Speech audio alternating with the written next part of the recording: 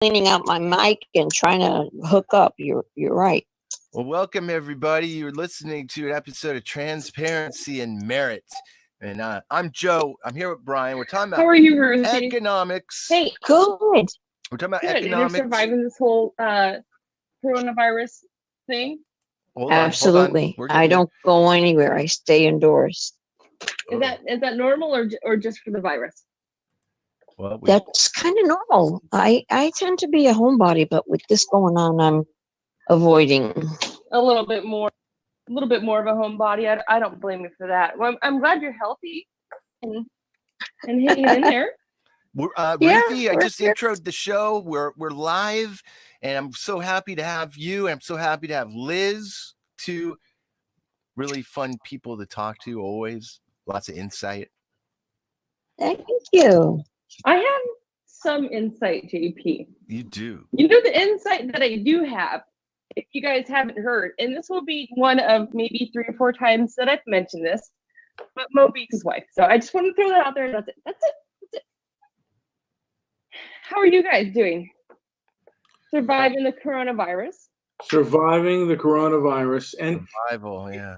And my big question, I think this is an episode of Transparency and Merit, and the title of our show, how are we going to handle things after the pandemic? Recovery. That's our economic recovery after the pandemic. And I'll get into the recovery part. There have been a few reports. The only one I looked at was Tim Pool, and then like Fox News and some other off-brand, saying that we're kind of over the hump to a degree, and that it seems to be stabilizing. Anyone have any different or the same information? Start with Ruthie. I would say that it's going to happen naturally. Things will calm down naturally. Every 80 or 90 years, the world kind of cleans itself up. It just does culls a herd, so to speak. It basically has some type of flu or grand illness that causes a lot of death and a lot of turmoil and cleanup. And that's what we're going through now. Again, this is not unexpected. Now, you've done a lot of business in China. Did you see this kind of thing happening? Like, did you see the writings on the wall of this thing happening beforehand, Ruthie? No, because as a rule, when people are ill in China, when they have a cold, when someone has a cold, they don't go out and hope that people will stay away from them. They actually wear a protective face guard of some type, cloth or fabric or paper. But the person who's sick or is sniffling or doesn't feel well, they make it their business to protect themselves and protect other people from what they may have if they think it's communicable. Unlike the West, where no one wears any protective gear, and if they infect people, they don't even notice it or care. They're very careful. I do think that's changing. The one thing about this virus, people that were laughing when with a lot of Asians here in America were wearing face masks, and they got made fun of. Remember that? Oh yeah. Yeah, they do get made fun of. They've been getting made fun of. I agree.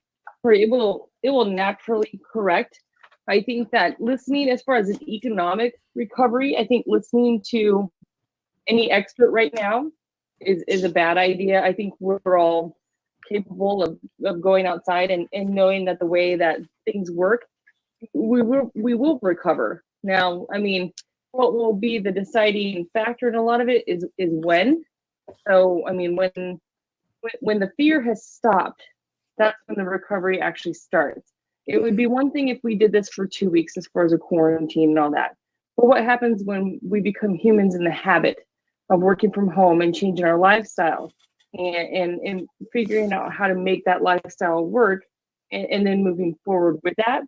You know, I think that's when you'll see a change in the economy and the way that we do things and how we live, versus if this, I mean, people can go on a 2-week vacation and come back and get back in the habit of something. But if they move this on for a really long time, this is not, you know, that's when you'll see a stunning economic change, because that means that things that were alive and well and we were in the habit of buying and doing and living, those aren't tomorrow then. So things will change a little bit.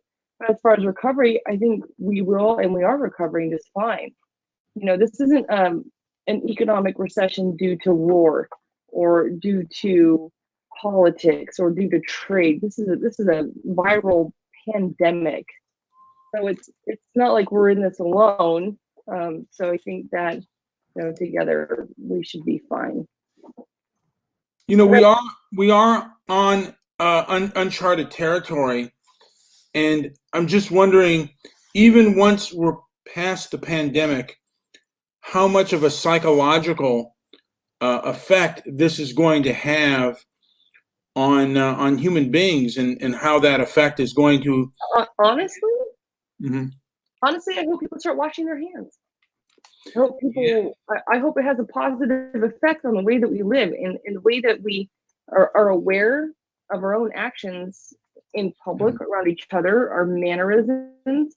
There was a time where all the things that the CDC and all these procedures had been put in place, like, hey, wash your hands, or hey, don't sneeze out where you're sneezing on people, put your face in your shoulder. That was actually the standard at one point. That was the social standard, to have manners and be self-conscious of yourself around others.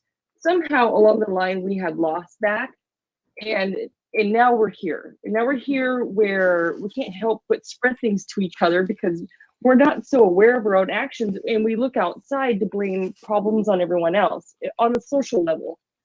You know, so I hope that if it does anything, it's going to bring us back where we should have been, which is what we were kind of taught to be growing up. But you know, Like you dirty person and to spread your germs to someone, you know, that should be unacceptable across the board, you know. So that is true. My opinion. But I know that there are some economists that said, you know, even though we were better off in the 1950s, you know, when the kind of the Depression ended, there was long-lasting psychological effects with the generation that had lived through. They're comparing it to the Depression, Mr. Midnight Movie. What are they comparing? They're comparing a viral flu-like pandemic to the Great Depression. That's where Well, I'm not comparing it to the Great Depression. I'm saying that there were psychological effects in the Depression, and there are going to be perhaps lasting psychological effects to this pandemic. People are going to be afraid to meet in places, and the things that we enjoyed before may see a drastic reduction in that. And I mean, is that going to happen? I in some cases, yeah, but I don't believe so across the board. In fact, I think if anything, it's going to advance us and make us more aware. I think that the research and science going on right now with, you know, trying to keep up with the virus and trying to find your patient zero and doing all of that, and they're having, you know, they seem to be struggling with, but that doesn't mean it's impossible. I think that it's actually going to advance us as humans. And I think that, you know, maybe your bowling alley might have a hard time, but your gym is not going to have a hard time. Your entertainment is not going to have a hard time. And so you might have certain circumstances where it being a dirty, grummy place and you go there for the dirty, grummy experience, those places might struggle a little, but they'll adapt as well and things will change. And we're always in a constant state of changing anyway. This just might be a little more accelerated, but I really do think that it will better society as far as having a mental change and adjustment. So. We will have And that's just my opinion. It might be popular. That's long-lasting changes all around for sure. Ruthie, do you have any insight or comment on maybe the long-lasting, like, recovery or like psychological effects? Yeah. What do you think of the stimulus? Is accepting that $1,200 check signing us into officially this new whatever system is in place? Obviously, there is a whole heck of a lot of things that are going to be in place. And I'm going to tell you right now, I don't think people are going to recognize it for a couple weeks, maybe a couple months, however long it takes before they realize our government has changed, and it comes in so many forms. It could be as easy. I don't know if you know this, but I'm sure you do. If you own a car, if you're a driver, you get auto insurance. That auto insurance, when you re-sign your auto insurance forms, you are given an offer by the insurance company. It didn't used to be that way, but in the last maybe 8-9 years, it became this thing where you were agreeing to their offer. I'm curious how things will change and if that paperwork will change later on. We're no longer accepting an offer, but we're just engaging in business, maybe in a different way. But these are the kinds of changes I don't think a lot of people are going to realize right off the bat. I think it's going to take some time before they say, oh, wow, this is different. Oh, wow, that is different. So I don't know if you have any thoughts. In desperate times, people take to change really well. The biggest flu experience we had globally was in 1918, 1919, 1920. We lost 50 million people around the world. That's a lot of people. And in 56, and that's a lot of people for that time. Yeah, for that time. And in 56, it was only 2 million, but it was just the flu. Again, the flu. It was just 2 million. And we had better sanitizing behaviors, better coping behaviors. People did start washing their hands and not allowing the passing of a cup, sharing things that we did in church, like they'd pass the holy wine and they drink it from the same cup. They stopped that nonsense. Mm-hmm. And in 68, when we had a flu, we only lost 1 million because now we knew what to do better. One of the biggest pandemics that we had that went on from like 2005, 2006 to 2012, 2013, and you were all probably children then, was the HIV issue. And we lost 36 million people, and we didn't even know how to deal with it from AIDS. We didn't know how to clean. Someone had AIDS and they would take all the clothing and the bed clothing and put it in the incinerator. It was very dramatic, but there were a lot of things that, as people, we didn't know around the world. Death sentence until the last 10 years. It was a death sentence. And imagine when they finally come up with a cure, something to help relieve these sufferers. The researchers are fighting because they want their country to receive the credit. France and the United States were fighting because each wanted to be recognized as the person who cured AIDS, who came up with something that would alleviate the ills. Man can be pretty foolish. Yeah, I agree. I think that if we're not doing one thing right now, it's not reviewing the past. And I know things are very chaotic, and uncertainty is everywhere because you're not looking at it necessarily from only a health point of view, but you also have to look at it from an economic view on a macro and micro and personal level now. And everything just seems so chaotic that I think it's very distracting. Our own emotions are very distracting to logic in many cases, and it's like, well, really, I if I think about it, I go, okay, well, what do I know? Let's stop focusing on what I don't know, and let's look at what we do know, and let's look at where we've been. Well, same thing.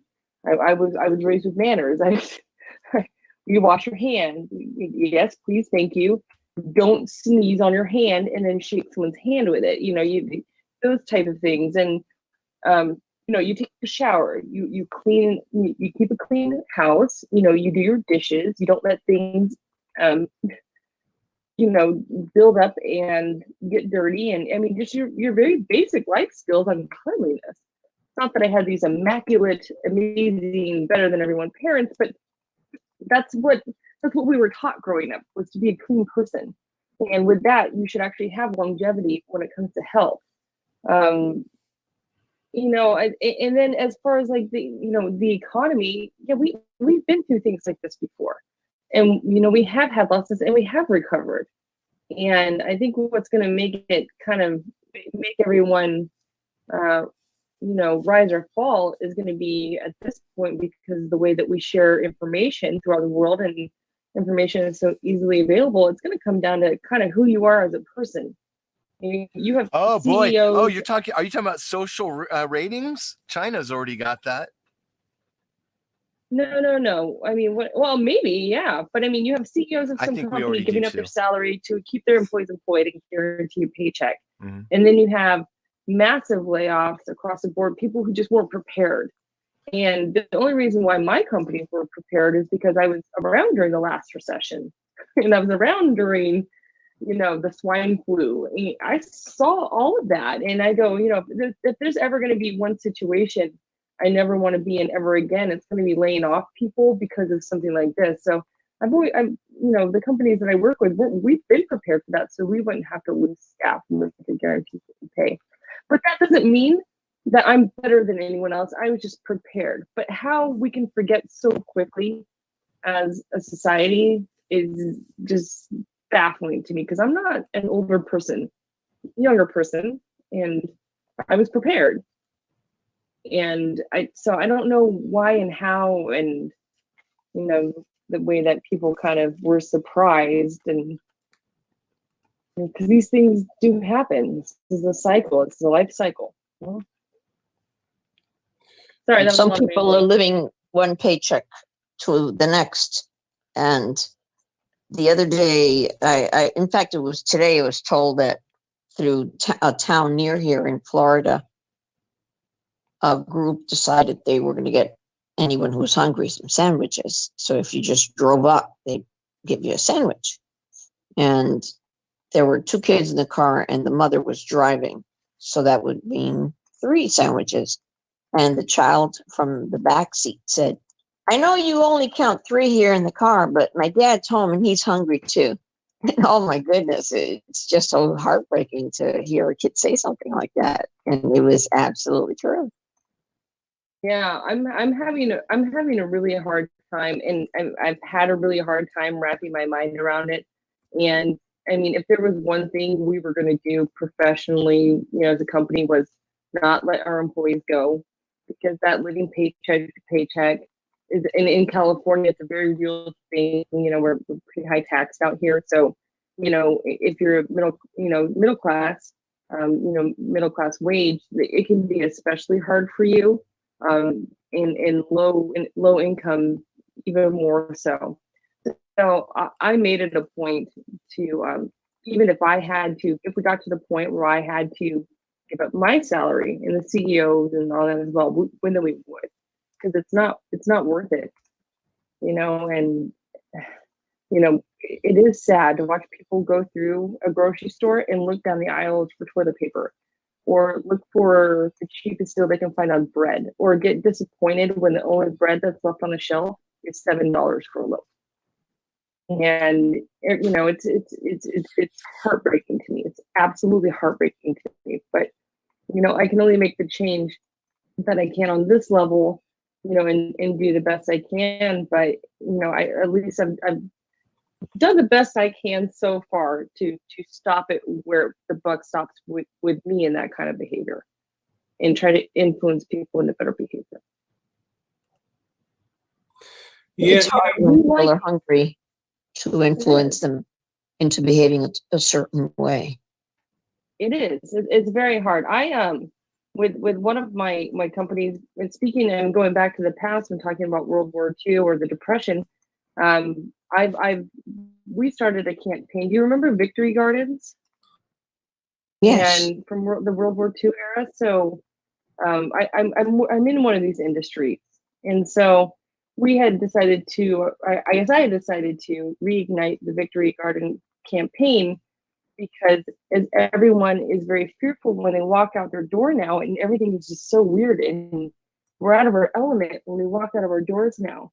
That I'm trying to encourage people to, know how to grow your own food, and then also it's a beautiful thing, gardening. It Um, is. I spend a But lot of time reviving gardening that every day. idea of self-sustainability, and it's a good distraction too. No, I mean, I only that's what I've wish been doing. I only wish you had gotten that one plot of land you were trying to get up north, where we were all had different roles. Imagine that, if that thing ever transpired, we'd all be there making campfires right now, Liz. Conservation efforts. Maybe I'll reignite that one. Maybe they'll just give it to me now. I think you should get on But that immediately. Get on it. What's We've up? been heavily focusing on urban gardening I and, just and, want- and getting people who live in smaller areas or in bigger cities like New York, where it's not so easy to do that, how to turn that into a situation where they can grow their own food. Like, there's so many millennials out there that don't know the purpose of fertilizer. Liz, I have Yeah. something of interest. I've just began the process at home to opening my front yard to anybody who wants to start gardening. And I've got a raised planter. I've already started throwing in seeds. So not yet, but it'll probably be good 5-6 months where things will be really visible, and people will be able to start coming into my yard, throwing seeds down and doing gardening if they want. I've opened that up. So I'm trying to do whatever I can in the community. I absolutely love that idea. I absolutely love that. I started doing, if you can get some soil and fertilizers in the seeds, and if you need help with that, I'll do that too. But every time you send me pictures that you've taken that step, I will build you a custom made, custom sized wooden raised planter. And I'll pay for the shipping, and I'll pay for all of that. So to encourage people to do that, and even in urban gardening areas where it's not so easy, I would build them one size to where they want it, even if it's a lemon tree or an apple tree. It's not the easiest thing to do in an urban setting, but I will custom build you a planter and ship it to you, so you'd be able to do that and make it easier on you. Because it's hard with us apartment dwellers. It is kind of hard to build an urban garden. Well, It is. It is. But There's no space. if space is a thing, I can help with space, and I can provide the educational materials, and I am fortunate enough to where I have a platform that I can give to everyone to help them with all of that. So if it's a cost thing, which cost and money is a concern right now, I can help out with that, and I will absolutely do that. So it's worth it. I think. Take her up on that, people. yeah, but like I said, Um, I know that human beings are more resilient, but like I said, what I've been reading about and looking into the 1918 flu pandemic, I believe they did have some quarantine measures, but not like this. And we did, like a couple of years afterwards, we did recover. America recovered quite well, but I don't know. Like I said, it's like we're in a lot of unknown right now, and our Americans, how long are they going to practice the kinds of social distancing? Because we're not like Japan and other parts of Asia. We're touching, shaking hands and stuff. That's kind of our normal customs. I wonder if the custom of shaking hands The custom of going to the movies. Yes, go ahead. And the custom of going to Go the ahead, bar. sorry. You know, are people going to be? How long are people going to be like? Even after it's all clear, how long are people going to be like? Man, I still don't want to go out because I'm afraid. I don't ever want to catch this kind. Like, I mean, I'm assuming a lot of people after this are going to become real germaphobes. Well, I mean, I think yes and no. I think we're already a foot in that door anyway. You know, I think it's been a slow. Once again, we're in a era of information sharing and communication. And, you know, this is a topic that gets brought up, and people make fun of each other, and the information's already out there. So, you know, I think it is. I think we're already a foot in that door anyway. I don't think you're going to stop the bars, you know, but you know, if people aren't afraid of the herpes virus, then you know the flu isn't going to stop them. And if you think about that kind of social, you know, situation, you know, I mean, I think your restaurants will recover great. I think that standards will be better. You know, bars, social gatherings, I think those will also be great, but the standards might be better. We might be a little bit more aware of, you know, the person you're kissing in a bar. You know? Because if the flu freaks you out so bad, that I have news for you, there's a world of many other viruses that don't really have a cure, that would freak you out tenfold. So I think that now it's good education time for everyone, especially the younger generations. So your Gen Ys and the kids in high school and things like that, as they're sitting here watching the way that we handle this, and hopefully handling it with as much grace as we can in our homes. I think it'll be more of an educational thing. I don't think it'll stop a whole lot on the entertainment front, though. Plus, not to mention, they're incorporating movies with the bar and serving drinks at the movies anyway. You know, they find ways to make things entertaining all the time. Well, when you go to a Broadway show, you stop in the middle of the program and you have a glass of wine or two. Or 3. Oh yeah, yep. And Or the that's been musical and opera. traditional. Same thing. Yeah, you have Ruthie, tell us about it. What have you been drinking more wine since this whole thing has started, or are you just on the path? Do you keep it consistent and never change from that? What's your style? Like what has influenced you the most? Where has the biggest influence of this whole pandemic hit you, if I may? Are we talking to Liz or to me? To you. I'm not a drinker. I'm not really a drinker. Well, no, I do. drink Moscato because my friends buy it for me. I'm not asking when they visit. necessarily about drinking. I'm just saying it could be exercise. It could be eating. Hopefully it's not eating too much. But like for me, I cook a lot. I'm doing a lot more. I'm spending a lot more time in the kitchen.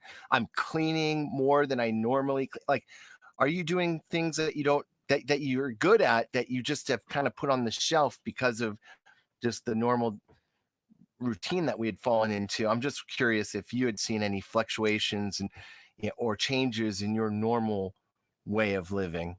Sorry if it's I'm just curious. No, whenever there's been an outbreak of anything, I don't care what it is, I tend to use alcohol to clean the bathrooms. Once I clean the bathrooms, I bathe them in alcohol. Years ago, I had a home. It was a gallery home for girls who were indigent, who didn't have any technology training, and I converted the home I lived in Finger Lakes, New York, to teaching young women who had babies, for instance. Some of them were pregnant, some of them already had a toddler. And first to train them to get them off welfare and get them onto a job. And I remember at the time, there was a young man's home across the way on the other side of the lake. Lake Geneva it was. And I remember that there wasn't enough room, so they brought him over. and he had a very communicable disease. And I asked the social worker to leave the kid in the car. And no, can't do it because that affects his civil liberties. And he wanted to insist on bringing him indoors, and I had to block the door physically and say, I've got young women here and infants that are vulnerable. I can't have him indoors. So before I knew it, and by the way, at the time we had cameras in the backyard and the front yard that, because we had young women in the house, that the police could see at any time. And they saw that there was a seeming argument on the porch where the social worker and he wanted to bring the boy in. And I said, no, I don't even have to do that and deal with it. He's not even a girl. This is a girl's home. You take him to, it's full. The guy's home is full. So it's his civil liberties you're affecting. And I said, no, I'm not. No, I'm not. And we let that go. The cops showed up. They forced the social worker to take the young man elsewhere. They take him to a place where he can have an apartment.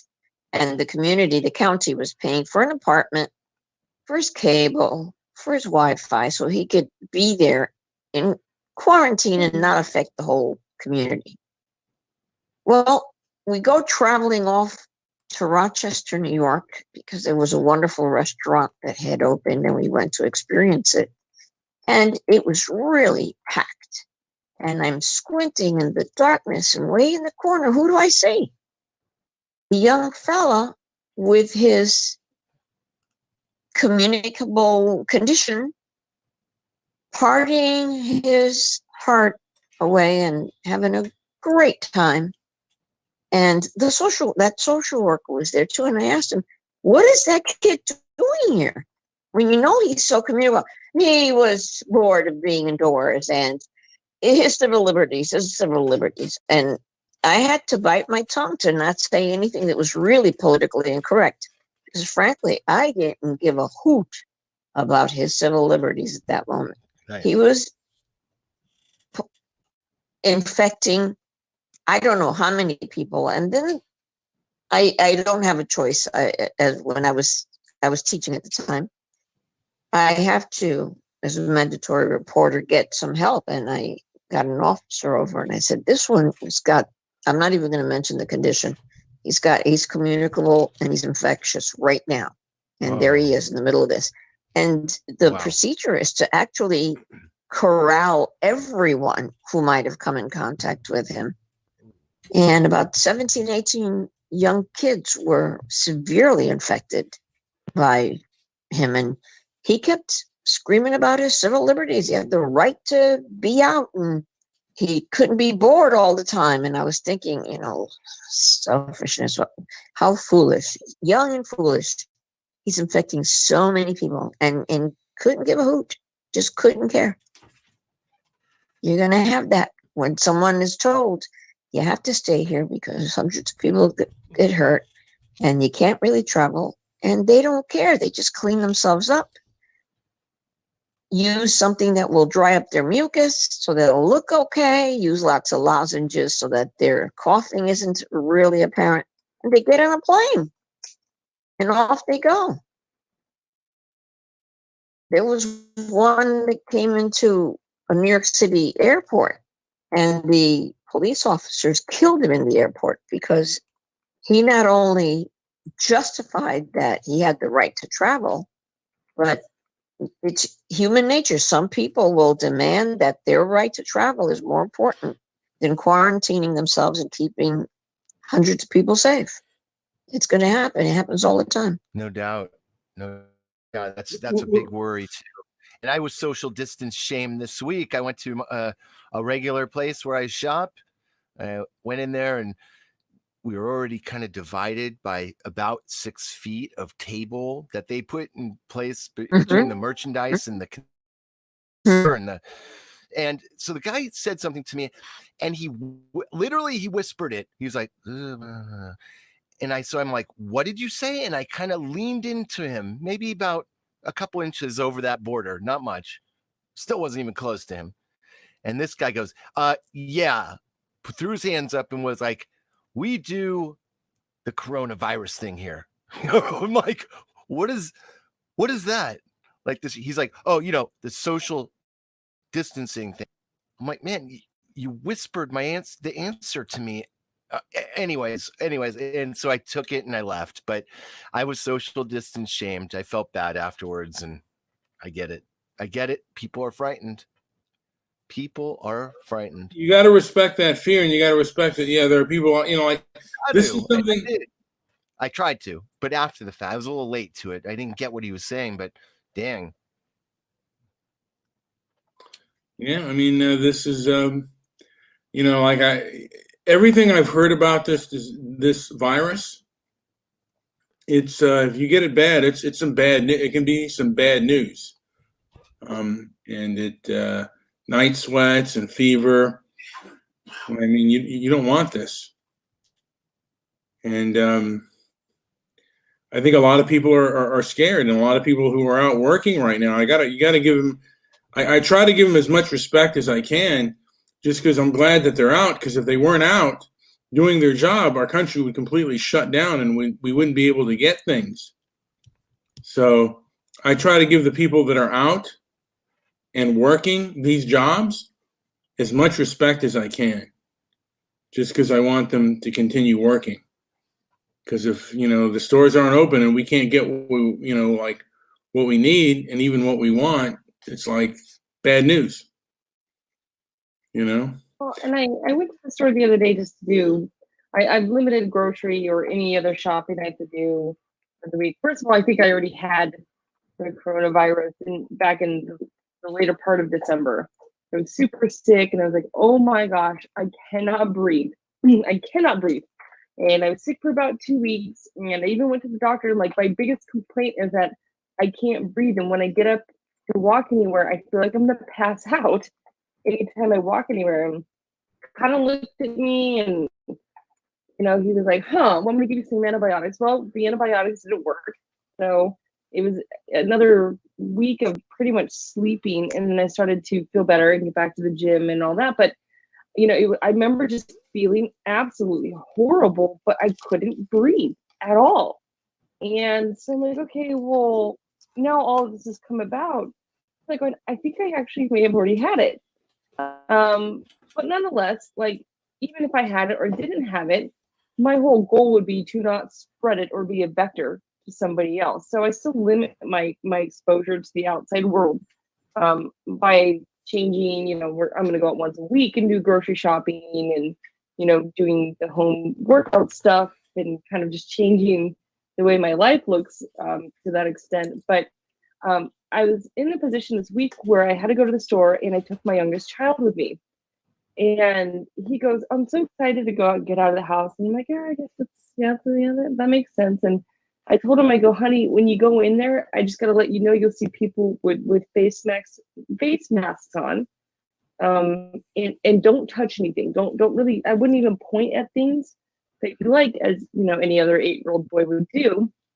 And you got to be really careful, because people are it's going to seem a little weird than a normal trip to the grocery store. And he's like, okay. And I don't think he really quite understood it when he walked in, and everyone was staring at him.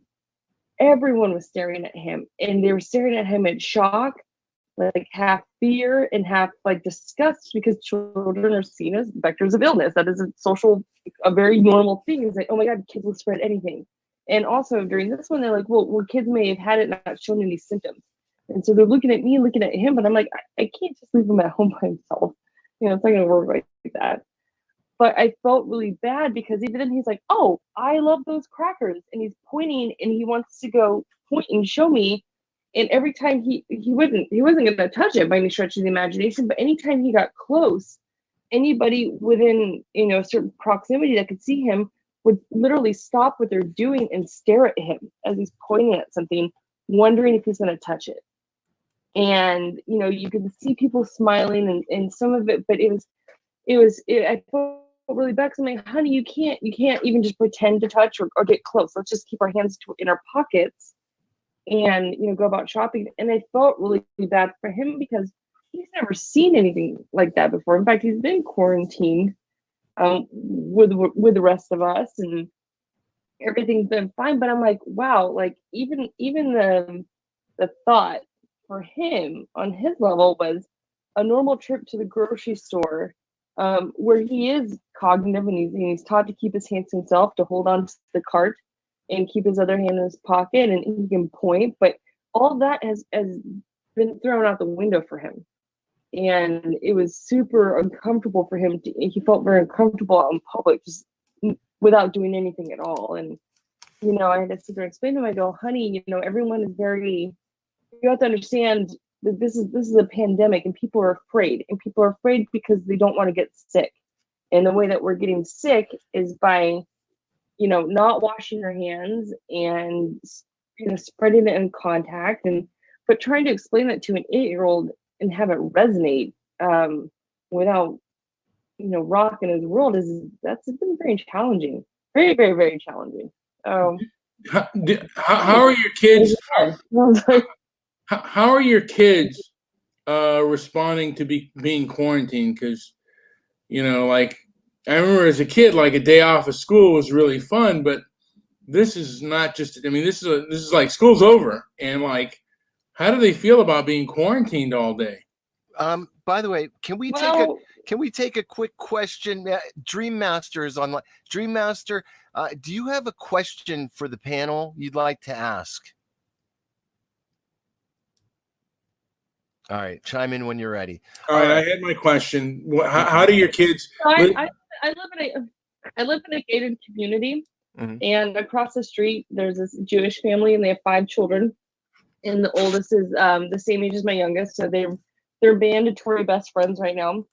Those are pretty much the only friends that they can have are each other. The school system took quite a bit of time to catch up, with the exception of my oldest.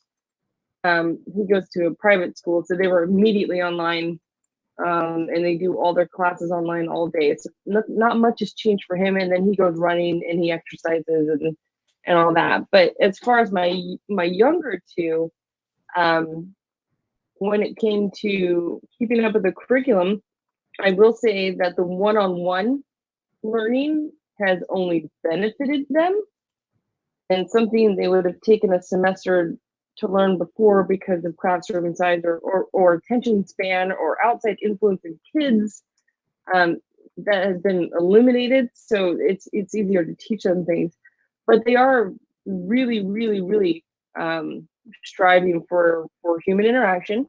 That's definitely present and aware, and they're afraid to go outside. And so they're not getting, like, when the sun comes out, they're not really getting that unless I'm taking them out to garden with me. I have 2 apple trees, 2 grapevines, and a lemon tree, and then a bunch of tomatoes, and then vegetables. So they're helping with that, but getting them out there to kind of step out of this quarantine feeling and step out of this quarantine mode has been challenging. We're also facing stress from the other parents, because like, well, let's have a sleepover. Let's have all the kids together. And I'm like, doesn't that defeat the purpose of the quarantine? Like, what if one of my children is a vector? Like you don't know what's going to happen. So I know that, most likely everything will be fine, but is it worth the risk? So it's it's challenging, but I've been trying to get creative with it. Okay, so hey Bone Chip, you have a question to ask? Are you there? Yeah, I was just gonna ask what's more important, like lemons or tomatoes. Right on. It's all about lemons. Well, That's a yeah, hard one. we're talking about like Hard one. sleepovers, lemons, tomatoes. We've established that sleepovers are. I'm sorry. Can you hear him okay, guys? He's got an accent. I can hear him. Okay, cool. I'm sorry. Go ahead, Aaron. Bone Chip, go ahead. Sorry, did I get cut off? I was just saying that obviously we've established hierarchy. So sleepovers, no-go, they're the bottom of the rung. Mid-level, a vegetable. Above that, another vegetable. Mm-hmm. So is it lemons or tomatoes? That's a hard one. That's a hard one. Lemons are far You more know, the versatile. sleepovers. You can use lemon with I'm everything. right here. Listen. I can't put Okay. tomatoes in my tea. In your IT, you don't what in your That's a- computer? that's- What do you mean? Yeah. You don't put tomatoes in your tea, JP. No, I'm just making the Oh, point. in your iced tea. Did you say iced tea? That's right. Ah, okay. No, you But can't. You can't do that. That's a hard That'd one be- because I don't want to be the reason why someone's grandma dies, or someone when I don't want to be that reason, or you know. So it's and I go out and I go It's running around the very farm. hard to kill someone's grandma with a tomato. I've tried. No, You tried. Well, I don't want to go there. But All right. All right then. but you know the lemons. You can use lemons for a lot of things, gentlemen. Don't ever underestimate the power of a lemon. No, it's For all sure. about well, the lemons. you're correct.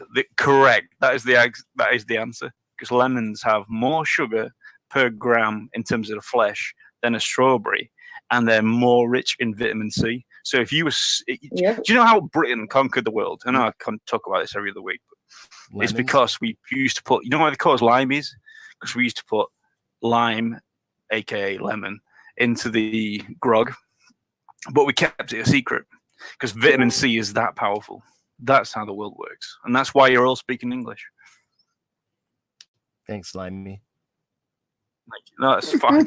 I believe That's that. a badge of honor. I wear it proudly. Great point. Great point indeed. So yeah, if you are trying to kill your grandma, use a lemon because it's Use harder. It's lemons. got a harder Lemons, shell. that's the thing. You can use lemons for so much. So, All right, and Brian, just a are few other you things. But Brian, are you there? I think you're muted. I am muted. I don't have anything to say. I'm sorry. Sorry. Okay. I'm sorry, am I bloviating? I didn't Thought he mean was to take talking. over the show, guys. I'm so sorry. So No, if sorry. I have something to say, I'll say it. Oh yeah. All right. Go good. Go good. Take Go your good. time. Don't mind me. My Yeah, woman likes don't let to us hear. get in your Don't way. let me just yammer on like a female. Yes. I'm observing how people have to get used to each other and the many divorces we're going to have at the end of this, because What's poppin'? many What's good? I'm a men- gangster. What's good? get up in the What's good, morning, brother? they leave the house, they don't deal with the kids, with the wife, with anything, and they hide in the office, and now they're back in the house. Yeah, I agree. I was actually curious about it as well because they've frozen like the court schedules. There's no filing for a divorce right now. There's no. It's going to be electronic. You're probably gonna email it in, and and they'll do something to. email. Yeah, Yeah, I mean, that's another thing. Yeah, I mean, you're right. I mean, there's going to be so. we're divorcing everybody on TV. Yeah. You It'd be done Zoom, everything. know what they say. I will. Zoom court might be something we can launch now as an idea for entertainment. I do have a book coming out calling a thousand things to do while under quarantine, coming out here really soon. But I'm also fortunate enough to where my cat had kittens, and I have 7 quarantine kittens. Is I that get one to of play them? with Is that and one have of as the office one of? mates Is that on a one of the regular basis. 1,000? Have a cat that has kittens.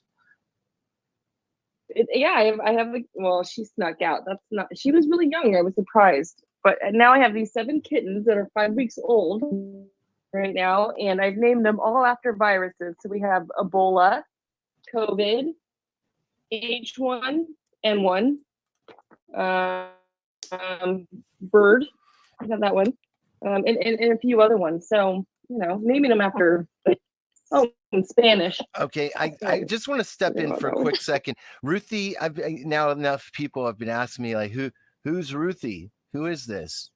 And so I don't think we did like a proper intro at the beginning of the How do they show. not know who Ruthie is? I'd like to know what you're currently into right now, or what you how, and I mean professionally. Are you like I know you're involved with some crypto and that kind of stuff, but I know you do a lot of things. Can you just kind of catch us up? This very awkward time has been the best thing that's ever happened to crypto, because people who would not consider cryptocurrency are now looking at it and it's looking pretty good to them. Something they wouldn't touch, something they resisted. Yeah, I don't know. I have accountants. I know accountants that have said, I'm getting out of the field because now I have to deal with cryptocurrency and add that to the income tax returns. And I don't want to learn anything that involved. I don't want to deal with it. I'm just going to get out of it and retire. And that's so unfortunate. Cryptocurrency is affecting, like with any new innovation, it's going to affect every aspect of life. And the most resistant for years and years and years, for decades, has been banking. And now there's no choice. Cryptocurrency is here, and to deal with it. So is this audio from 2011? No. This is like real deal right here. This is live.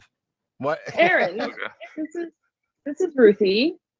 Ruthie, this is No, Aaron. why do you ask that? Why are you talking that? Why are you saying that that's old news? Is that what you're saying? Let me tell Are you. you being the skinny sarcastic on to our panel, sir? On crypto. Okay. Well, let me tell you the skinny on crypto. Okay. If your grandma knows about it, the game's done. It's up. You've already missed it. It's already like you missed the boat by a decade. I think you're underestimating Ruthie though, because He doesn't know me. Give him a break. Give him a break. Yeah, I Give think him a that's break. I think that's a fair thing. Yeah, that might be something. Yeah, that might be something Give him a you're break. thinking, but you Give don't him a know. break. You don't know. I mean, he Ruthie's very sounds involved. adorable, but you just don't know. You don't know Ruthie. So. I agree. I agree with that. I think that you don't know Ruthie. I'm just kidding, man. I'm just fucking around. She's What? very. What are you No, fucking you're About right. 30 years ago, No, I'm when being most of you serious. were in diapers, about 30 years Yeah. ago, I came across a bit of code called a domain name, and people didn't know what that was, and they were free. And I gathered about 60,000 of them, and they were all generic. All of them were generic. And that's how I started my business. And I would sell them to corporations. And when the United States government decided, well, actually Network Solutions, that their second phase of business would be generic domain names, I didn't know that at the time. We were attending an ICANN meeting in Cairo, Egypt in 2000, and very intelligent people said, put it on a table it. Bill Gates was there and he said, table it. It's a great idea. My idea then was, what if we gave people a domain name for $35 a year? And this was 28 years ago exactly. And they didn't have to pay for anything. We gave them everything for free, just $35 a year. Oh no, that would ruin industry. That's not our plan. And it's now 2020. And my company is still in Hong Kong. And the domain names are still $35 a year with everything included. And that was when people didn't even know what a domain name was. Wow. 15 years ago, I started getting into cryptocurrency when people did not know what cryptocurrency was. I was very interested in cryptography 25 years ago. And I remember how the American government and the Canadian government were crypto people. They treated them poorly and they just got up one day and they just left the country, and cryptocurrencies and cryptography continued, just not here in the States. And now it's reared its head. It hasn't gone away. It's just flourished in every direction.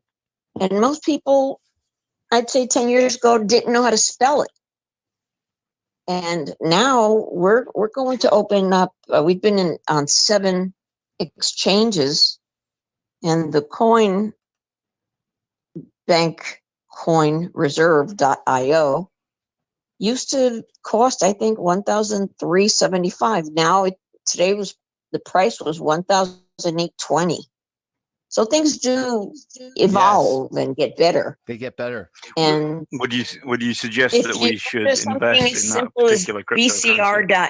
bcr.news, you will find that every day I get 10 to 15 new businesses that have accepted cryptocurrency for their businesses, from halal food to regular food to dairy, gasoline, automobiles, hair salons. Now we have a pizza chain it's using our crypto, and we're introducing it now to a group of realtors and mortgage brokers. And I will be providing crypto, and the business will be basically providing real estate for Whoa. cryptocurrency. What?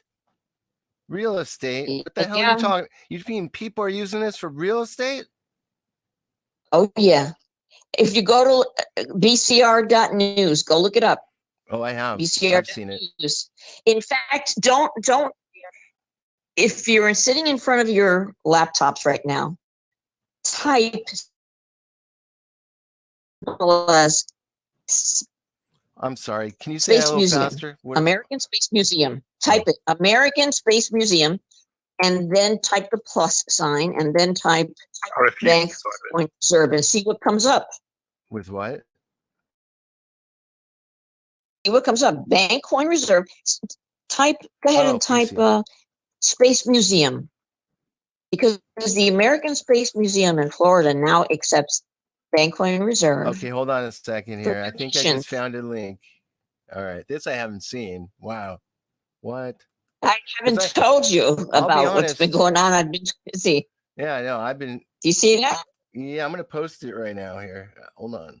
And in Hold on. every time I have one of these releases, these press releases, I include a different landlord that is now providing real estate for cryptocurrency. And what they're doing is, since bankcoinreserve.io, it yields up to 10% compound interest per year. Compounded. What they want is there's a big difference between compound interest and simple interest, big difference.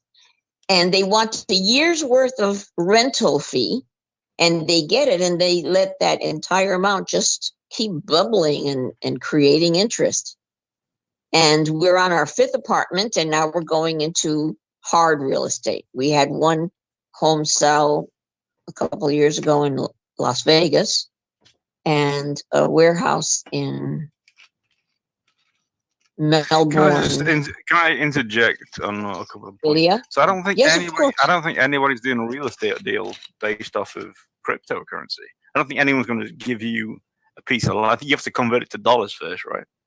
I mean, maybe you might do a Bitcoin thing. No, but Aaron that's does still- have a that's got to be point. quite rare. He does have a point. No, Bitcoin's too volatile. We're using Bankcoin Reserve because it's not. I've never heard of it though. This is the You know, sexiest someone wants to buy my house and conversation I've says, heard "I'll all give day. you in Well, this." isn't it funny that you were making jokes about it first, and now you just said, "Oh, I never heard of it." I actually So just asked you a obviously, simple question. you that's not in the know, Let it go. because Well, everybody on this genuinely panel wasn't is supposed to aware be of it. a We've talked about it point before. of argument. It was just a question. I know. This room, I know that. I know. is I'm really enjoying listening to this. This You is a better good be dynamic. enjoying I it. like That's it. why we're doing it. Well, at least someone is. We can all agree on that. That's what we're here for. I think this is a good dynamic. And try another one. Try another one. Go to Google and type NASA, NASA. NASA, never heard of it. Never heard of it. What is that? NASA, NASA, NASA. Oh, Come on. you talking But- about that? NASSER, right? Yeah, no, wait. What do I? Hold on a second. No, Hold on. NASA.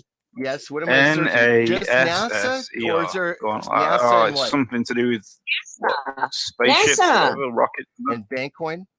Exactly. NASA. NASA Okay. plus Bankcoin Reserve and see what you gotta comes up. tell me. I can't. Yeah, I don't know. I don't know. Oh, I didn't know you had the prefix of NASA plus. Oh, that changes everything. You got to add the plus in. NASA? Shut up. Okay. All right. There's a lot of time. NASA plus Bancoin Reserve. Okay. When Here we I took when they You- would not yeah. accept cryptocurrency at the event we were attending at NASA, I didn't call it cryptocurrency. I said, these aren't cryptocurrencies. These are digital assets. Oh, okay. And right in we went. And we presented it right next to NASA.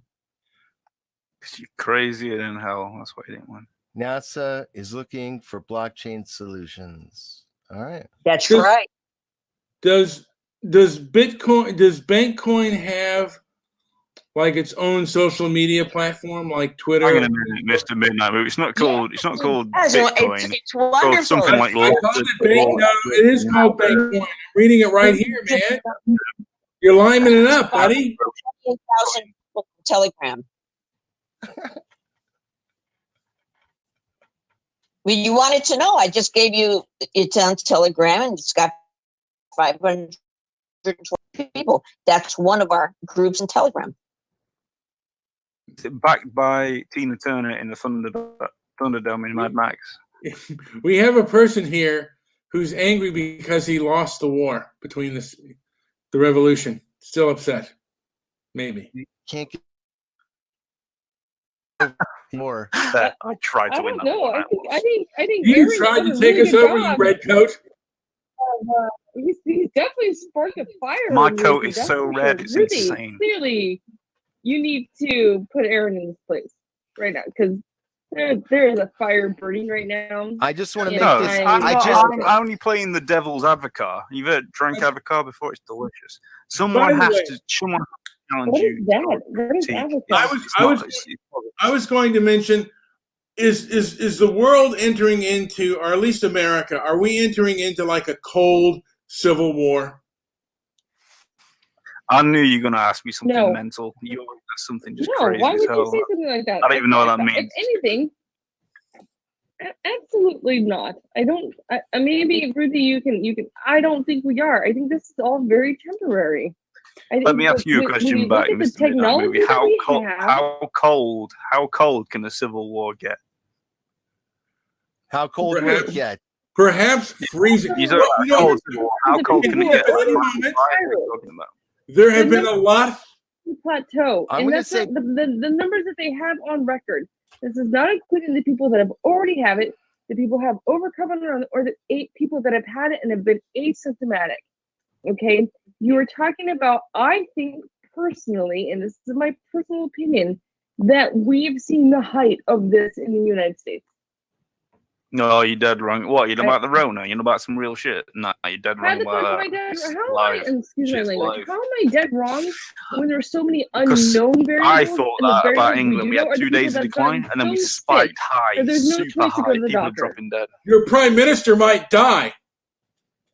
He's not going to die because he's got the special needs. You know what I mean? Like you, but no, he's not going to die. But it's not a joke. It's not like it's going to die down next week. You Shit have is a group fucking of live. people who are asymptomatic, who can serve as vectors. You have people who are sick and going unreported.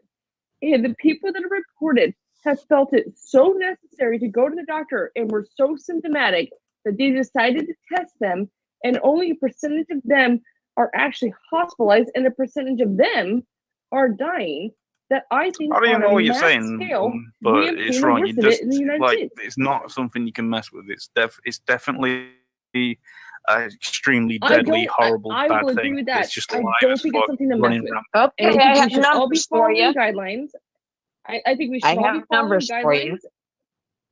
And I do agree with that. I don't think it's anything to play around with, and we should be following guidelines absolutely, because with all things unknown, that's just my opinion, but that doesn't make my opinion fact. And I absolutely think that the guidelines that are out there, we should all be able I don't to. know. I abiding don't even by know what them, you're saying. and they're but, important. like, Well, now, Ruthie has numbers. I'm Ruth- wrong. Ruth- Well, I have numbers for you. Oh, Let's nice. get to the numbers.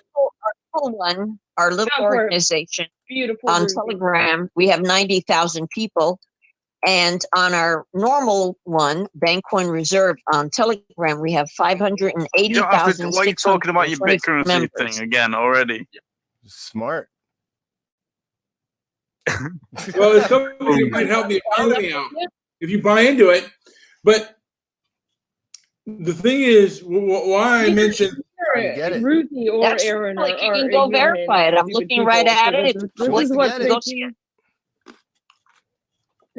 making this dynamic very interesting. That neither Aaron nor Ruthie are ignorant, stupid people. So that's why this is very interesting to listen to the two talk. By the way, I'm gonna throw that out there. That's But I want to mention that there have been more gun buying and people buying bullets than ever before. And the American people, like, I've never known a time, like, politically where we don't see eye to eye and where we, like, Americans. Have you Like- never seen the news, motherfucker? You've never seen the time when Americans don't see eye to eye. Have you never seen the news? Not to this degree. Not to this degree. There's been times when Americans haven't seen eye to eye, but not to this level. Never mind. I don't think that makes any sense. Really? Well, Yeah, that people. was Everyone the first time. Yeah, just I mean, kill you, buying everyone's guns, getting along. but I would say it's the other way around. I was like, they're not buying guns to fight the government right now. They're buying guns to fight each other. Yeah. That I think is a real thing. Because I mean, on a political level, you have the governments and everyone actually grip and getting the record highs as far as approval ratings among the different political ranks because they're working together for the people, or most of them are. And I mean, you have your outliers to that, but I mean, it's actually really refreshing to see. I wouldn't be surprised if we saw an adjustment in the American political system because of this. And because of this, it's like, well, all of a sudden, everything that was so important 6 months ago is now considered petty, and everyone's put their nose to the grind and come together. I wonder if it will actually cause an adjustment in our political system, in the way we do things. It might change to the electoral vote. tremendous changes. I think tremendous changes in that, because all of a sudden you see Joe Biden reaching out to Donald Trump, you see Gavin Newsom of California and Donald Trump complimenting each other, and all these things which, you know, sworn enemies in a typical normal political setting, they're coming together for the benefit of their population and their community, and everyone is seeing that and kind of trying to absorb that. But I they think may appear to be coming together, very, but I don't very, fucking. very odd I guarantee you. I'll tell you dynamic something. in our Joe political Biden does system. not give a tiniest fuck about how you are and how you're doing. If you're okay, I think you might see some changes to the Constitution because of this now. he might say, "Oh, what's good," but he's just saying it to play the game. The thing is that I actually don't carry an opinion on that. What I'm trying to do is gauge and guess what I think is going to happen, and I'm only doing that by looking in watching what's going on, not because I actually hold any personal opinion of it. And what I'm seeing out there is a lot of uniting of sworn enemies for the greater good Yeah. of humans.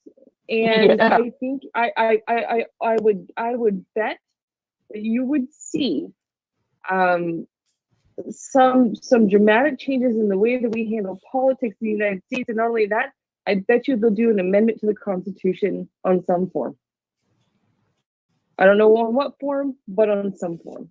You know, whether it's the way presidents terms or who your vice, or a balance of power between political parties, or maybe just get you. I don't know what it's going to be. I couldn't tell you what I guess it's going to be. All I know is that I see a shift in political dynamics, and people are Tremendous. liking it, and people are going to run with it. You know when you start a sentence with "I don't know," most of then us. just don't even start a sentence. Just keep to yourself, keep in your head. You don't have to say it. You know, He's still upset that the Yeah, Red I mean- House. shit for and I'm not 3 hours I'm not is just saying we boring, should man. do that. I'm not saying we should do that. I'm not saying things should change. What are you on about? Should do what? That. What? All You I'm don't have doing to is say anything. making a comment on an observation. Queen of England has corona. Shut up, fucking. The Queen of England has corona. You've got corona, you daft bastard. Get the hell out of I here. probably do. It might make me lose some weight. You do have corona that's in that movie. You have corona of the brain and the genitalia. We already know that. That's correct. But the Queen of England also, not only does Boris Johnson, who looks like Boris Karloff a little bit, a fat Boris Karloff, the Queen of England also. Whoa. I'm drawing the line that's slugging off Boris. Boris is sound, man. Don't be slugging off Boris. Do you think, though, you think he's going to make it? Do you think your queen, your beloved Queen of England, is going to make it? Yeah, of course she is. Survived the fucking war. She survived shit you don't even understand. She's been bombed. Queen of She's England is immortal. For immortal, you don't understand this in that movie, but I'm pretty sure the Queen of England is immortal. She might be. She's living a long time. I mean, she's almost 100 now, isn't she? And she's spry. She's about 94, I think. Yeah, a mother made it over 100, and she that was in the late 90s. No, early 2000s maybe. The King of England, Aaron. What happens when Charles becomes the King of England? I will rescind my patriotage, and I will leave England and I'll never come back because I'm not a big fan of Prince Charles. No, I don't know. He's just going to be Prince Charles. Going to be gay. No, can I ask you a question? Since the Charles, but do you hope he gets the coronavirus? I would like William He to, probably because already he's had already it. old, right? I'd like William to just take over. That'd be my ideal. Skip over Charles. Yeah. by the way, It's not going to happen, but since the Conservatives, I just want to ask this question about England. Since the Conservatives have won and Brexit's full throttle, are the people who are like people of color and those that are foreigners, have they changed their demeanor and behavior a little bit because they could be expelled? I would say there's in terms of foreign people in our country, there's two very different kinds. But even in the two different kinds, there's still good people and bad in both. But there's people that came from the colonies that actually really like Britain, and they vote Conservative too. And then there's like more sort of recent migrants that maybe don't really give a shit about Britain. But even in that group, there are actually some that actually do like Britain. But the whole sort of like migrants are taking over thing is not real in real life. It's just not happening. And I get how it seems on TV, but it's just not. It's not a real. Well, the thing is, what I've noticed is an issue. It's not as extreme. Okay, what I know about England, which is very little, but I see Speaker's Corner. Now you can have black militants, you can have the Hebrew Israelites, you can have the Nation of Islam, but if the EDL goes up to speak, they're shut down immediately. The EDL, right? I can't talk about the EDL because it works both ways. Like it's kind of insane. The EDL are insane, but not for the reasons you think they are. I couldn't even begin to start on it because you wouldn't believe what I was saying. But even if Tommy Robinson went up and he's not part of the EDL anymore, but if Tommy Robinson went on to okay, let me put it to you in a really simple, concise way. The EDL is run by the people that are politically completely opposed to the EDL.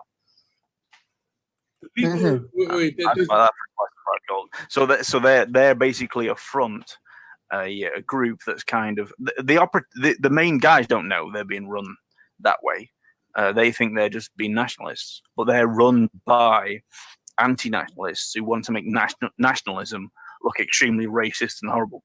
That's what they are, and you should not give a fuck about what they're doing. If Britain's going to survive and be around in 300 years, then we need to completely ignore everything they're doing. The EDL or even Tommy Robinson? Yes, Tommy Robinson is an operative. He doesn't.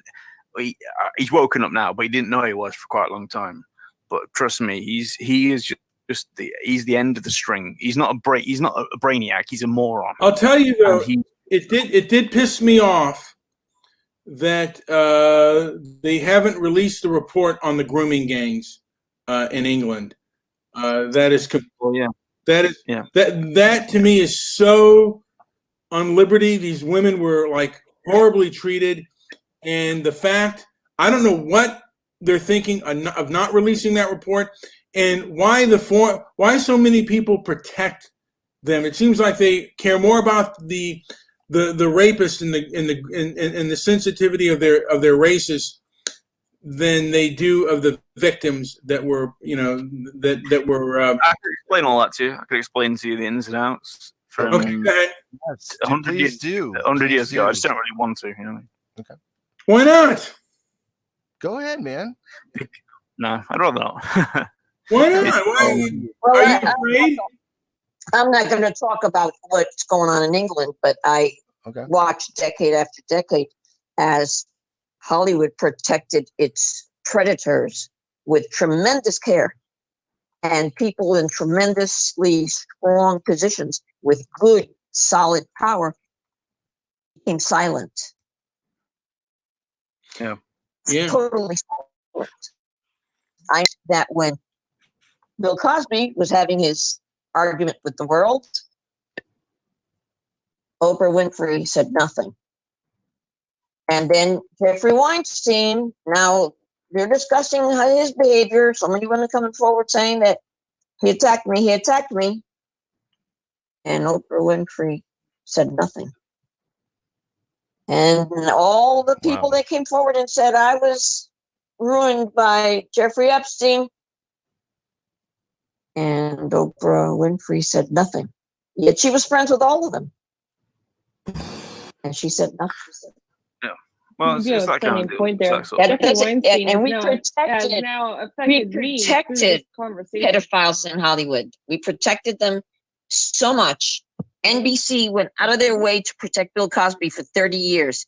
And when they stopped doing that, move him out of the way, now we've got someone who is into hip hop, and we got R. Kelly. And what did the music industry do? They protected him too. The music industry Football doesn't protect does the him as same much thing. as society is in his fans. Nothing fishy going Football on. does the Donated same by thing fans. with football players that beat up women.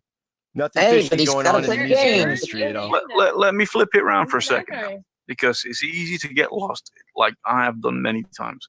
It's easy to get lost in the world of like everyone's against us. It's all messed up. It's all this big conspiracy type deal.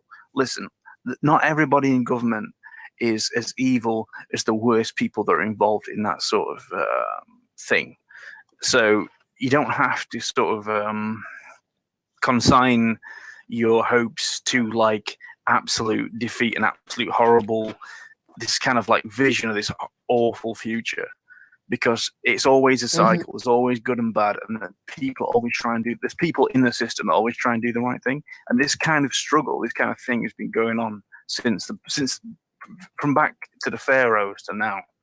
And all people from all different kinds of walks of life have always fought against it. So it's important to not consign yourself to defeat, and not consign yourself to, okay, well, it's all ruined, so forget it, it doesn't matter.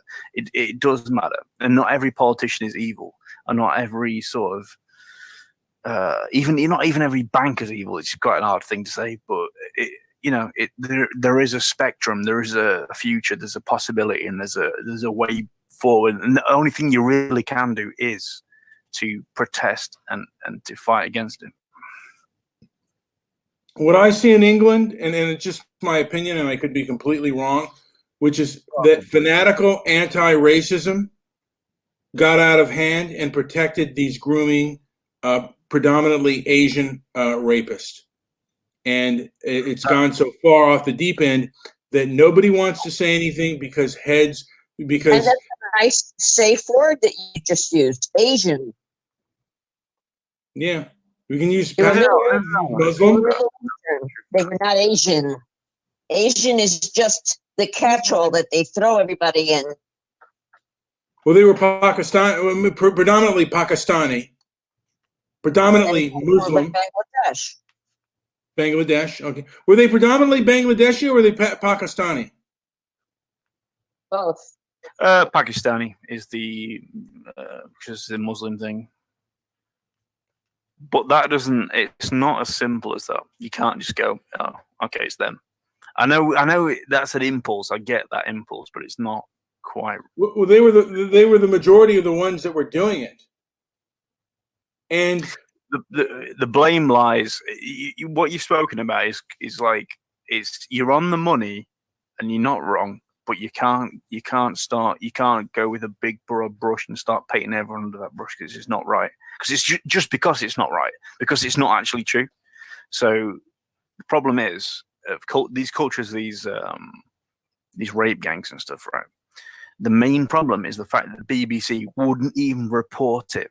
They wouldn't even report it because they didn't want to upset the multicultural fucking utopia that they think we all live in. So they literally ignored it, and that's the thing that drives me crazy. It was fanatical. It was fanatical anti-racist that covered this up. It's deeper than that. It's about it's about making people in Britain believe that there's nothing really bad happening. Before it goes Really road, sure Ruthie knows if you let these guys go, they're going to talk about race relations the rest of the night. I'm just saying. Hey, man, I'm just being saying. very balanced. Hey, I'm letting them listen to me. When this happens, you give enough road. They eventually swing from the trees. Give them time. Hey, fuck you, lady. I'm not swinging from no trees. I was being See? very balanced, being very honest. See? Hey. See? I tell you, it took them all of 5 seconds. Well, Right. I don't know. If I'm the gonna punish- peace. I I'm don't gonna know if peace. the I'll see you aggression later, was Mom. warranted. Nah, mate, that's ridiculous. Was there a to say mental that. line that she crossed? I didn't see it. I'm sorry. Mate, that's I didn't ridiculous. see either. Who is this lady? I want to buy your Bitcoin. Fuck off, man. Who even are you? Do one. Jesus Christ! Something. Aaron, He's just. okay. He's the most. He's. Aaron, a little bit. Let's, I think hold on. I think we met a very new dynamic. we went. This is the most contentious I've seen. What? I mean, geez, I thought the British were polite. Well, the British were polite and proper, but I think we've got some contentiousness here. Sorry, politeness doesn't mean I can put Swear up with it, anything. Ruthie. That was a Swear it. very staunch accusation that I'd refute. No. That swinging from trees. I Is didn't it- say swinging from no trees. She said She that. said that. Are you, I- are you, No, are you no, that's warranted. That's a warranted. That's a warranted response to Ruthie that. doesn't have to comment on swinging from trees. But I know what she meant. I think everyone that was listening knows what she meant, and so that's not that. You Did know, we? don't Call you a monkey. I don't give a Years, fuck what you trees. what everyone's listening Thanks, thinks. That's just ridiculous to me. All right. I wouldn't say that to anybody. But you know, I'm but okay yeah, with that. I think you two have been able to definitely challenge each other. This is I just wanted to make This is sure I a- understood the a good the dynamic. logic here. That's all. I think I caught up. Yeah, I mean, I don't know. It yeah, didn't. Really, I mean, I mean, she said the same thing about me as well, and I didn't the take it. swearing and stuff I and didn't the take it offended. messages or whatever. All things aside, this is like a Swinging good from trees. dynamic. Swinging from trees, yeah. I I think, And- I think the think reason there's a bit of contentiousness there. What I'm because I saying was is that trying to excuse be all of very that. I think balanced, that this is actually a be good and dynamic. be This is a neutral good and be challenge to diplomatic. consider here. And I got chastised, Really told to swing from a tree. So I had a bit of a And I bit love of a that. start. I'm not. You response. can count that I'm not going to swear. I never do. She Fuck doesn't you, lady. swear. You I'm should swearing. be respectful. She's a lady. All right, Aaron. Come on. Please don't offend Ruthie. No. Ruthie is very cool, but she does not like swearing, and I respect that. It's not a matter of not liking it. It's a matter of you limit the audience. There are countries that automatically shut you off if you say the simplest, most minor. You're not on Uh, network television, motherfucker. Actually, hold on though. She's not wrong. She's not wrong as far as exposure is what she's talking about. She's not wrong. But I do like this dynamic. It's a difference between being listened to by millions of people or 10,000. Big difference. Yeah, actually, yeah. So she's not. What are you on about, not man? wrong. What are you even on about? Are you smoking crack? Hey, we're gonna. You never know. No, she's not. Be respectful, Ruthie. It's a big You know, platform. please. Yeah. No, but what she's saying is that you limit your exposure by swearing because there are places that don't allow that on Countries broadcast on that. immediately cut you off. It's as simple as that. They won't even hear it. They won't even air it. also- No, I'm not bothered. I'm not bothered. Lady. Ruthie's a lady. Don't disrespect my Ruthie. She Not my is. Ruthie. It is true. Whatever. It's his lady. And, we'd and like- again, I mean, it's just it's I don't know. It seems like we've gotten off on a very contentious, on a rather contentious level here, which is, I guess, a little bit on the unnecessary side. I like the way things were going. What happened? Yeah, It- things are going Aaron- fine. Oh, good. And Okay. Aaron's young, but Aaron is really, really intelligent. And so it's, I mean, that's the thing. It's like this, and Ruthie is also very young, Ruthie, but you know, she's experienced it. And I mean, this is a really good dynamic. I like it. It's been really interesting to listen to. I'm not gonna lie. It's gotten me to be quiet.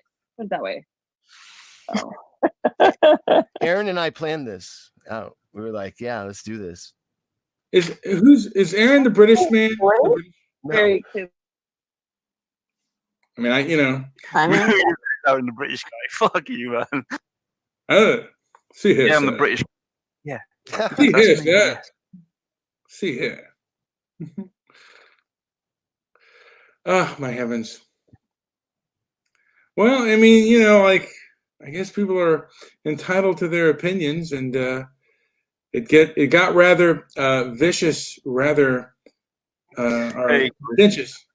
I apologize. I'm not in. Listen, I'm not the kind of guy. I'm not going after anybody.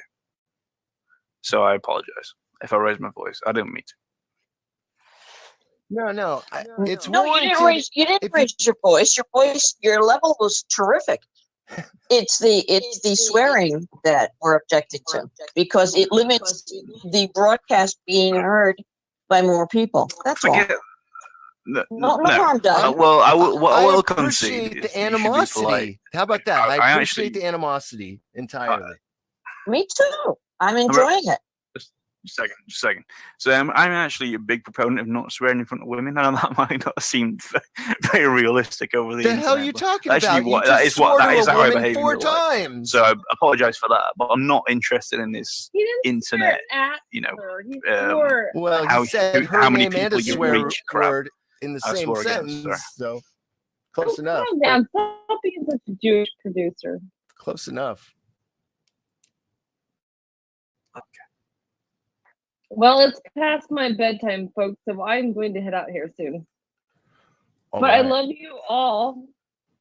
It's been amazing. There are a ton And of I shows love I going just on. came back from the bathroom. I had to use the restroom very quickly, and You had turned in Welcome that show, back, didn't you? dude. You had to turn it in that show. Ruthie, how do you feel about Yes. Intermittent Movies' bathroom behavior? I use the restroom. It's inappropriate all the time. I'll answer for you. It's inappropriate all the time. That's a show for something else, not this show. You had to end it with that, Mr. Midnight Movie. Your bathroom behavior. That's the way you wanted to end this whole conversation. Intelligent, back and forth, good dynamic, interesting topics with, I'm sorry, I was in the bathroom and it just got back. That's how you wanted to end the show. No, nobody talked about ending the show. No, I thought. I didn't want. I don't know what you're talking about. Nick, be quiet. Nick Nick, said, Hi, no, please. You got to say that again, Liz, really loud. Hi, Hi. Nice. What's up, Nick? Welcome. welcome. Nick. Glad you could be here with us. We're just having a Nick, chat. do you think Ruthie sounds beautiful? Yes or no? That's a definite yes. That's a yes. That's a yes. Nick's number one. I think, All right. I'm sorry, Liz, what was the question? You think Ruthie what? Nick thinks you're beautiful, like we all do. By the way, I just wanted to throw that out there. Nick You're has very cerebral popular. palsy. Who would even He's ask who Ruthie awesome. is? Mandy says, Mandy Pinetown says, the worst thing England has faced is Cadbury chocolates. Wait, what's she saying about Cadbury? When did she say that? She said the worst thing England has faced is Cadbury chocolates are shit now. Pardon She's the off her head. French. I didn't see that. I would have gone mental to see that. Debbie Oh, Bailey by the says- way, I have something else I want to offer the public. Thank you. There's already going to be As some I told you, editing. we would be taking cryptocurrency to pay for graduate degrees, and we're doing that in Hong Kong for anyone anywhere in the world who wants to go to university and can't afford it. We're doing the entire program online, and we're paying it for it with cryptocurrency, and it's working out very well. I'd like to give Arnold some crypto chocolate coins for passing. I'm gonna give cryptocurrency to anyone that's willing to lick my bollocks. You know what I mean? Well, try the chocolate coin first. Why would he say that? How odd. He's a little disturbed, I guess. Oh, my heavens. My heavens. Woo! It's hot in here with that kind of woo. You know what? I mean, it's almost like the Revolutionary War just heated up. He didn't even get upset when I Damn. insulted Anyway, Brian. midnight, and Get up on that microphone when I you gave talk. you links. I gave both of you plenty of links, Okay. one after another of real estate that's going crypto. And I put it in your account on Skype, both of you. Oh, perfect. Sorry, everyone. I'm back. Okay, and Ruthie, I'm just gonna say this. I've been watching. I'm watching, and I'm a good observer for what's going on with BCR because I listened the very first time you brought it up. Everybody else.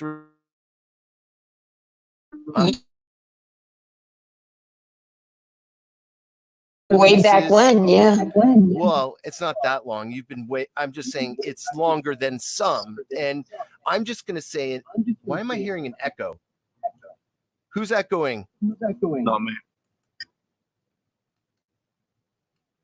All right. Oh, Nick. Nick, turn off the show. I mean, clearly it was Nick. All right. No, I don't. Yeah, it was. It's gone. Sort of. It's actually better, to be fair. Anyways, in the short period of time that I've watched the Bankcoin, and it has again, not I'm talking about like a year, whatever it is. It's the news stories have gone from really small to like You just said Bankcoin, right? Bankcoin Reserve. Yes. Oh, okay. Fair play. Carry on. Sorry. Yeah, I'm familiar with it, and I've seen some progress. That's all I can say is I've seen progress. If numbers aren't lying, I've seen numbers go up as far as their daily volume. Isn't it? That is. The number of exchanges that are carrying them. They're doing it step by step the way it's done. I mean, I understand. There's no rush. There can't be a rush because there's a million different coins out there. And, but I think you guys may have got a foot in the door. It just seems because and I don't know, I've just seen the value go up and I've seen more press releases. And when you see that, when you see, We've been alive 9 years. right, It's been 9 years. right. And we are the only cryptocurrency in the world with 8 patents that are active. And there's patents, right? There's a lot of good things And that the only one that has a Sharia compliance patent. Those are a lot of differences. Anyways, that's what I've seen. I've just seen improvement, and that's what I'm looking for. And it seems like there's more value there. And I think the way it grows and it's quiet. And you don't see any of us giving interviews and running around in helicopters and jets and fancy cars. None of that nonsense. We And keep who our knows? nose to That the may pay off grindstone. for some. That may pay off for some. I don't know. I think that there will be, and I like the fact that it's the price of Bankcoin is set up against the value of gold, not the gold standard, but the Just value of gold. the price, not gold, Well, the just price of the gold. highest price of the month previous. So, And that's working.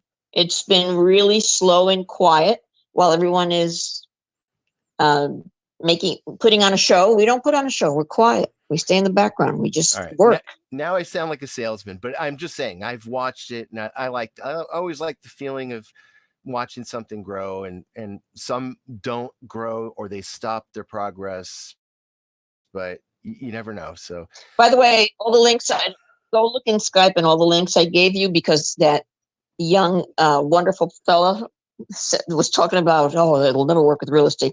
The only ones I gave you were the ones that were related to real estate. did I post those? I think I did.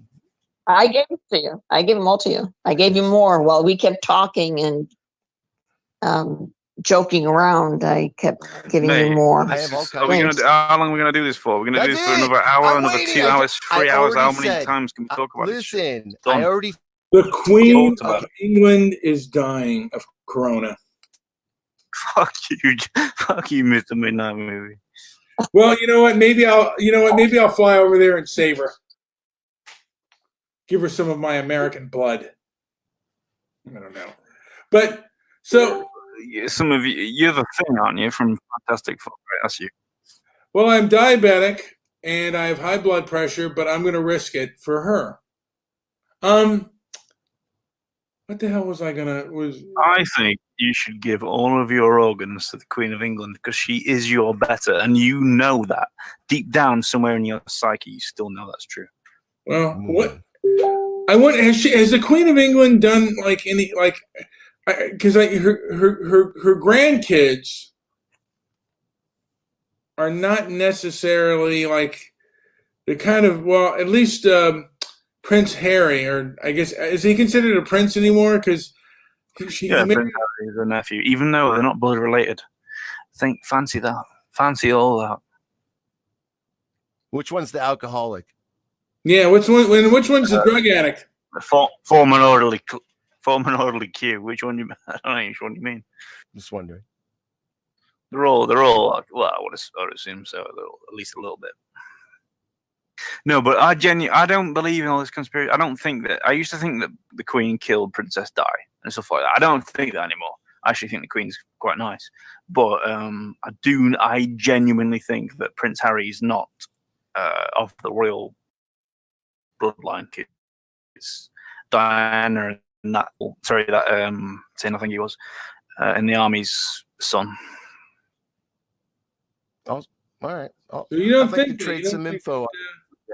You don't think Prince? There's a guy called James Brandrett. He looks just I'll like show you him. pictures of him. He does look just like him. Yeah, it's a spitting image. It could be an awful coincidence. Yeah. Giles, his name is. Oh, actually, no, that's somebody else. I'm sorry, Smith. Coincidental, I'm sure. Well, there certainly would be a reason why the royal family wouldn't want that bit of news getting out. By the way, thank you. There's a lot of people listening for our show. We're up to a few. We got like 13 live, which I'll be honest, kind of like, that's good. That's great. Yeah, I mean, if you start to listen, trickling after a while, maybe get about 50 at the most. But that's, it's not. Right.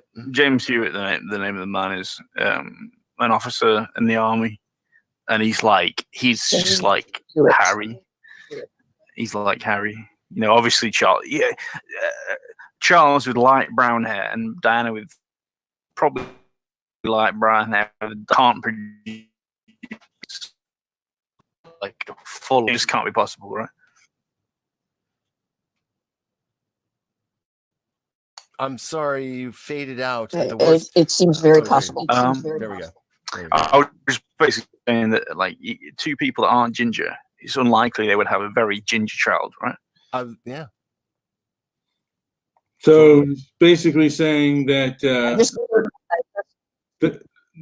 just the passed it to you on Skype, both of you. Oh, I'm sorry. I'll check that out. Spaced out for a second. but basically what he was saying was that Princess Harry is a bastard. Also, that particular man, James Hewitt, also does openly say that he did have an affair with Princess Diana as well. It's not like She admitted it as well. She didn't hide it. Yeah. Did she admit? Well, I guess, but there is no admitting that the child is not Prince Charles. It's kind of not necessary to say it if the child exactly. looks so much like the other man, the man, with the lover versus the husband. Wow. Not necessary to say it. It's Yeah. obvious. His brother, William, is clearly not the case. William looks like everyone from the Windsor family. The receding hairline, Yes. but still decent looking, quite tall, sort of. Mm-hmm.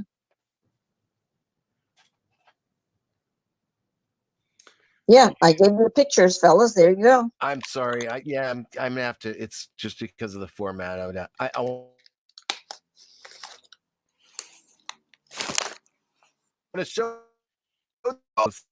See if. All of a sudden, you're freezing up on us, Joe. Yeah, I know. I'm trying to do. Yeah. So he's freezing up on us a little bit. Maybe that's causing me to freeze up too. Are we still having any technical difficulty? Is Liz still there? No, I think we're good. Can you hear me? I am still here, but I am definitely going to bed soon. 'cause Oh, yeah. This is. I'm an old lady. I'm tired. I'm glad you hung out. This is Sorry. really fun. I'm sorry. If you need to go, don't stick around. Honestly, you said you were. I thought. No, and I love you all, and I love you, Ruthie, and I love you, Aaron, and JP, Mr. Midnight Movie. But I through all this recession, I have 2 essential businesses that I run right now, and then my own. So it's just been very challenging as far as time and Liz and sleep. So Liz, if but you go back, I am so happy you invited me, and I'm happy to be here. But I go sleep. very cool. I know would do all of you in a foursome. That's for sure. There we go. Come on. Nick says he's jealous. It is. You know what? Thank you, Ruthie, so much. And thank you, everyone. I really appreciate it. And I will talk to you soon. Good night. Everyone, well wishes to all of you. And, everyone keep coming together. This was good. This was good. And this is a good dynamic. So It's a good dynamic. thank you Come for back having me. anytime. And I will think about all of you. Thank Good. you. Have a good night. Awesome. Bye. Bye. All right. So I'm still, hey, I don't know about you, Aaron, but I'm still interested in Bankcoin. Boom. Super interesting. That's how people react when they don't have any. Yeah. I lose sleep over it all the time. Well, Don't. I think it's funny though. I think it is. your best friend will be a multimillionaire, and you'll be living at the pub going, "Why night? Why night?" When you become, what's it called, Wankcoin? When you get there, remember me. Remember the downtrodden little dumpling that you used to know, and then bring me up and help me. Take me to Vegas, buy me some shots. I will take you to Vegas, and I will take you to see if you like our American women. You can conquer them like you tried to conquer America. Mate, I've been to the US 6 times. I've already conquered plenty. I've probably conquered more bros over there than you. You might be right. They love you, British guys. You always conquer our women. Oh yeah, don't worry about it, mate. Don't worry about it. It's like since Beatlemania, you guys have got your pick of the litter. People Mate, are I could make the frustrated. Beatles and the Rolling Stones put together blush.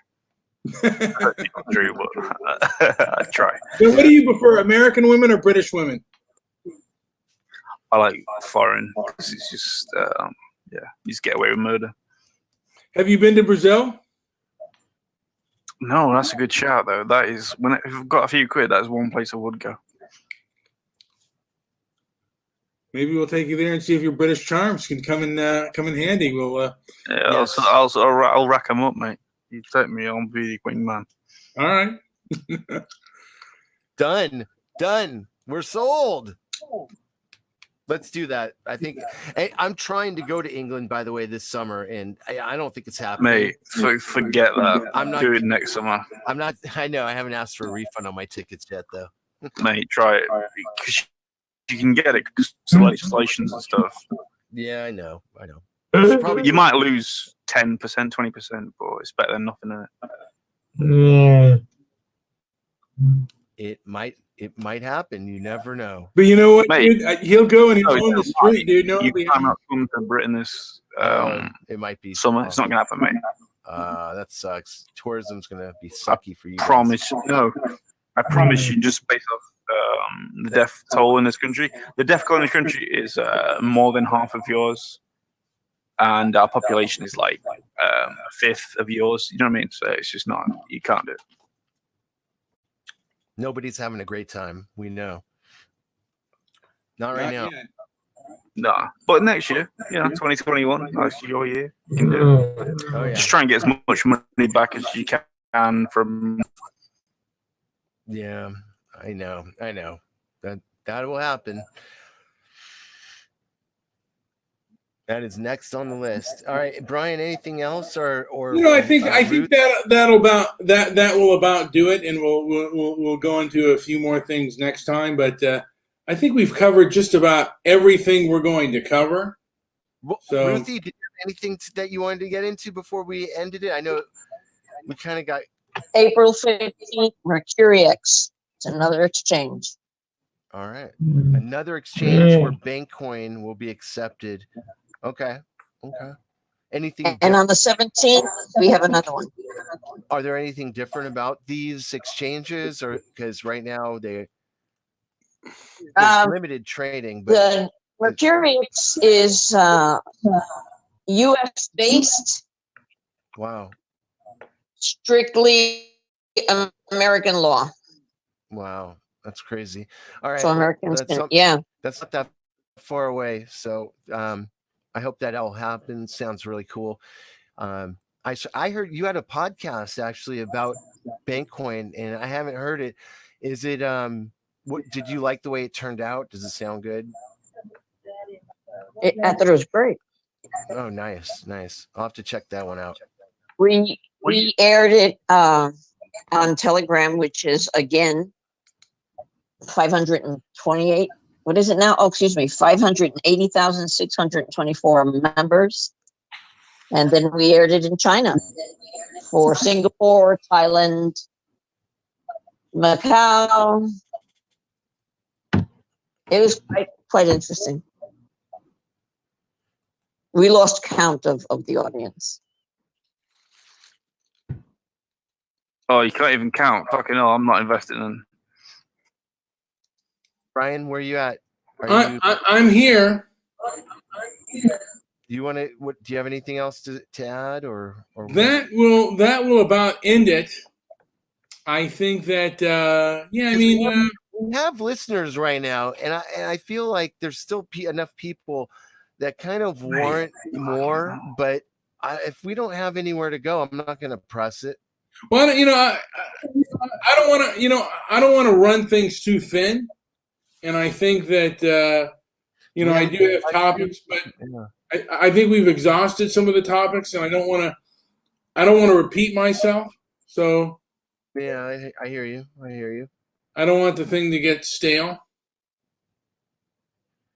Yeah. All right. Well, then let me Wait a go ahead- minute. Let's think about that logically. So we've put up with all that shit for about 2 hours of bollocks about talking about fucking 1 hour wank 49 coin. minutes. And yeah. wait a minute. And And then Mr. Midnight Movie's like, you don't want it to get stale. Mate, it got stale about 3 hours ago. Well, put it in the oven and put some butter on it. It'll taste better. It's time for the lads to fucking kick back and let's have a bit of a chat. Let's have a bit of a laugh. I heard Let's that. fucking have a show. Let's have a bit of fun. Well, You Your birds can have are all the fucked fun off. you want. of course, I mean, I wanted to talk about Brazilian butts, but you know, Well, I don't know, do I? I don't know. I'm not giving you specifics. Give me anything you want. All right. Well, I'm hearing Nick, too much echo, anyways. I think You're Mike. Thanks, Nick. Say Thanks, goodnight. mate. It's just fucking. My brain is weak. As soon as I hear myself twice, my brain just stops working. All right, we're gonna end it for real. Okay, that's it. That's it. All right.